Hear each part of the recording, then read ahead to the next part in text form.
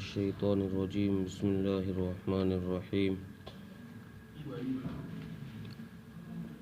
ولا تتمنوا ما فضل الله به بعضكم على بعض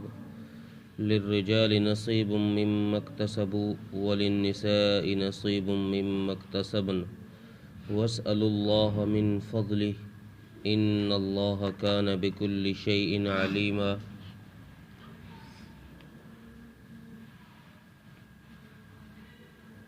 پچھلی آیت میں یہ فرمایا گیا تھا کہ اگر تم بڑے گناہوں سے توبہ کرو گے، کبیرہ گناہوں سے توبہ کر لو گے تو اللہ تمہارے چھوٹے گناہوں کو بھی معاف فرما دیں گے۔ اس آیت میں اللہ تبارک و تعالی نے ایک اور چیز کو واضح کیا ہے۔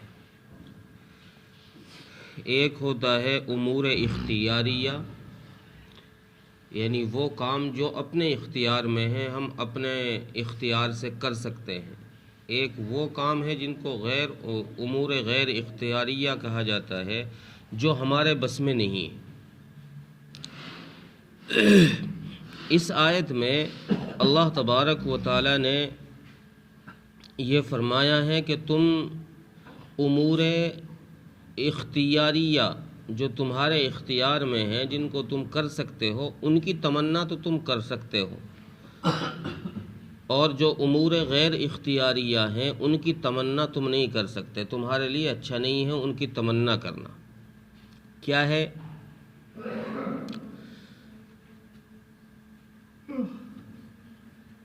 انسان کے پاس اللہ تبارک و تعالی نے ایک تو ہوتا ہے حسن و جمال کا مل جانا۔ اب یہ انسان کے اختیار میں نہیں ہے، کسی کو کالا کر دیا، کسی کو گورا بنا دیا، یہ تو غیر اختیاری چیز ہو گئی، اللہ کے اختیار میں ہے۔ اسی طریقے سے کسی اعلیٰ خاندان میں پیدا ہو جانا، اب یہ اللہ کے اختیار میں، کوئی اپنی چاہت سے تو ہو نہیں سکتا۔ اسی طریقے سے کسی اعلیٰ نسب میں پیدا ہو جانا، یعنی کوئی خاندان ایسا ہو جس کی نسبت نبوت والے خاندان سے مل رہی ہو تو اعلیٰ خاندان ہے، اس خاندان میں پیدا ہو جانا، یہ ہمارے بس کی بات نہیں ہے، یہ اپنی ایسی نسبت ہے کہ جو غیر اختیاری ہے، جو انسان کی چاہت سے نہیں مل سکتی۔ ایک وہ ہے کہ انسان کی چاہت سے، انسان کے اختیار سے وہ کام ہوتے ہیں، جیسے مالدار ہو جانا۔ اب یہ انسان محنت کرتا ہے، پیسے کمانا شروع کر دیتا ہے، بزنس بڑھانا شروع کر دیتا ہے، یہ غیر اختیاری میں نہیں ہے۔ اللہ تبارک و تعالی نے یہاں اس چیز سے روکا ہے کہ تم جو ہے غیر اختیاری چیز میں ایک دوسرے کی حرص نہ کرو، چونکہ انسان کا من ایسا ہے کہ وہ جس شخص کو بھی اپنے سے اعلیٰ دیکھتا ہے، حسن میں دیکھے یا کسی عہدے میں دیکھے یا مال میں دیکھے، کسی بھی چیز میں وہ انسان اپنے آپے سے جس کو آگے دیکھتا ہے تو یہ تمنا کرنے لگتا ہے کہ یار میرے پاس بھی ہونی چاہیے۔ کسی بھی اچھی بلڈنگ کو آپ جا کے دیکھو گے تو یہی خیال آئے گا دل میں کہ یار میرے پاس بھی ہونی چاہیے ایسی۔ اچھی گاڑی کو دیکھو گے، یہی خیال آئے گا دل میں کہ بھئی میرے پاس بھی ہونی چاہیے ایسی گاڑی۔ تو جو اختیاری امور ہیں، جو ہمارے بس میں ہیں، ان کی تو اللہ تبارک و تعالیٰ نے فرمایا کہ ان کی تو تم تمنا کر سکتے ہو، لیکن جو امور غیر اختیاریہ ہیں ان کی تمنا کرنا تو بیکار ہے، وہ تو تمہارے بس کی بات نہیں ہے، وہ تو تمہارے بس کی بات نہیں ہے۔ اور اس تمنا کے اندر بعض دفعہ انسان اور آگے بڑھ جاتا ہے، جو حسد کی بیماری کے اندر مبتلا ہو جاتا ہے، کہ بعض دفعہ تو انسان بس اسی پر بس کر لیتا ہے کہ یار یہ چیز میرے پاس بھی ہونی چاہیے، بھئی جیسی اس کے پاس ہے ویسی میرے پاس بھی ہو۔ بعض دفعہ تو انسان یہیں تک رک جاتا ہے، یہیں پر رک جاتا ہے، لیکن بعض دفعہ انسان اس سے آگے نکل جاتا ہے اور وہ حسد کی بیماری کے اندر مبتلا ہو جاتا ہے۔ وہ یہ تمنا کرنے لگتا ہے کہ بھئی میرے پاس تو آئے یا نہ آئے، لیکن اس کے پاس سے چھن جائے، سامنے والے کے پاس یہ چیز نہ رہے، اس کے پاس یہ اچھی گاڑی نہ رہے، اس کے پاس یہ مکان نہ رہے، یہ حسن اس کے پاس نہ رہے، وہ انسان یہ تمنا کرنے لگتا ہے تو اللہ تبارک و تعالیٰ نے ایسی تمناؤں سے روکا ہے کہ تم اس بیماری کے اندر مبتلا مت پڑو۔ آیت کا شان نزول کیا ہوا؟ حضرت ام سلمہ رضی اللہ تعالی عنہ رسول اکرم صلی اللہ علیہ وسلم کی اہلیہ محترمہ، ہم سب کی ماں، انہوں نے رسول اکرم صلی اللہ علیہ وسلم سے سوال کیا کہ یا رسول اللہ، ہم عورتوں کو میراث میں آدھا حصہ ملتا ہے، اگر ایک وارث کے ایک مورث کے وارث ایک ہی نسبت سے مرد بھی ہوں اور عورت بھی ہوں تو عورت کو آدھا ملے گا اور مرد کو اس کا ڈبل ملے گا،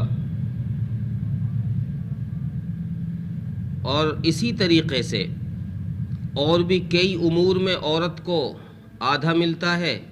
اور مرد کو زیادہ ملتا ہے، ڈبل ملتا ہے۔ ایسا ہی ایک سوال رسول اکرم صلی اللہ علیہ وسلم سے ایک عورت نے اور کیا، اور اس نے کہا کہ اللہ کے نبی،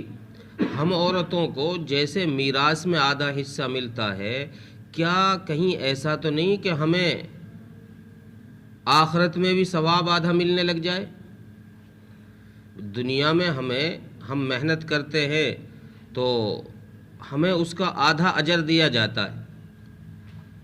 جیسے شہادت کا معاملہ ہے تو جو مقام شہادت میں اور مرد کا ہے اس کا آدھا مقام عورت کا ہوتا ہے شہید ہونے میں۔ تو اس عورت نے یہ سوال کیا کہ یا رسول اللہ، کئی ایسا تو نہیں ہے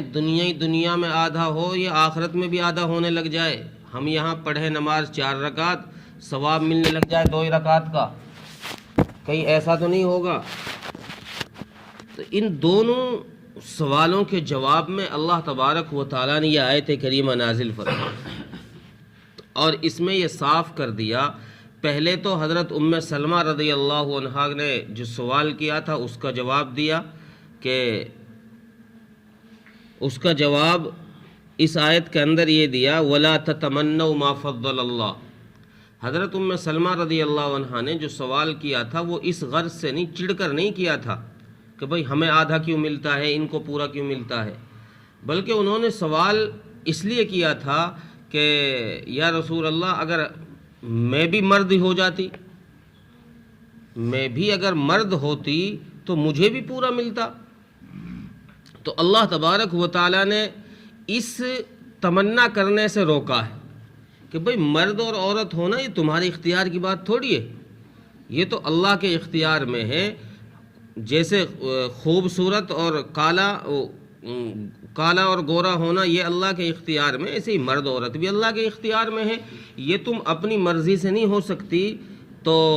جس کو اللہ تبارک و تعالیٰ نے مرد بنایا ہے وہ مرد بننے کے لائق ہے، اس میں اللہ تبارک و تعالیٰ نے کوئی ایسی صفت دیکھی ہے، کوئی ایسا وصف دیکھا ہے تو تاکہ وہ اس کو مرد بنایا جائے، اس لیے اللہ نے فرمایا، علماء نے لکھا ہے کہ اس آدمی کو جس کو مرد بنایا گیا ہے اس کو شکر ادا کرنا چاہیے، اس بات پر شکر ادا کرنا چاہیے کہ اللہ تو نے مجھے مرد بنایا ہے، اور جس کو عورت بنایا ہے مرد نہیں بنایا وہ اس بات پر شکر ادا کرے کہ اللہ تیرا احسان ہے، تیرا شکر ہے، تو نے مجھے عورت بنایا۔ ہو سکتا ہے مرد بناتا مجھے تو میں کسی غلط فعل کے اندر مبتلا ہو جاتا، کسی غلط عادت کے اندر میں پڑ جاتا، اس لیے تو نے اچھا کیا مجھے عورت بنایا۔ اسی طریقے سے گورے آدمی کو بھی جس کو گورا بنایا ہے اس کو اپنے حسن پر اللہ کا شکر ادا کرنا چاہیے، اور جس کو اللہ نے کالا بنایا ہو، گورا نہ بنایا ہو، اس کو اس بات پر شکر ادا کرنا چاہیے کہ اللہ تیرا شکر ہے کہ ہو سکتا ہے اگر میں گورا ہوتا تو کسی فتنے کے اندر مبتلا نہ ہو جاتا، میری نیت کہیں ادھر ادھر نہ بہک جاتی، اس لیے تیرا احسان ہے، تو نے مجھے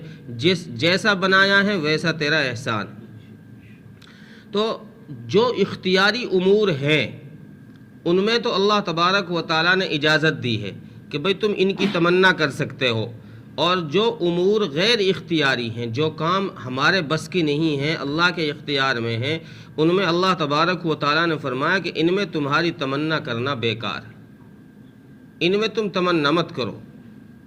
اور اسی طریقے سے جو دوسری عورت نے سوال کیا رسول اکرم صلی اللہ علیہ وسلم سے، دوسری صحابیہ نے، کہ کیا آخرت میں بھی ہم کو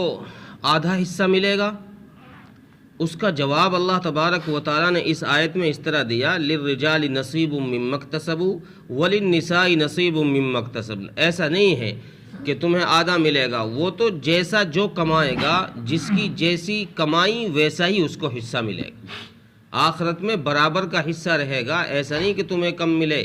مردوں نے جو کام کیے ہیں ان کو مردوں کا ثواب ملے گا، عورتوں نے جو کام کیے ہیں ان کو عورتوں کا ثواب ملے گا۔ ایسا نہیں ہے کہ وہاں آدھا کر دیا جائے گا، تمہارا ثواب مردوں کو ڈبل کر دیا جائے گا، نہیں، جتنا جس نے کیا ہے، جتنے نیک اعمال جس نے کیے ہیں، ان نیک اعمال کے برابر ان کو آخرت میں ثواب ملے گا۔ اور پھر آخر میں اللہ تبارک و تعالیٰ فرماتے ہیں کہ ان سب چیزوں کی تدبیر کرنے کے لیے یہ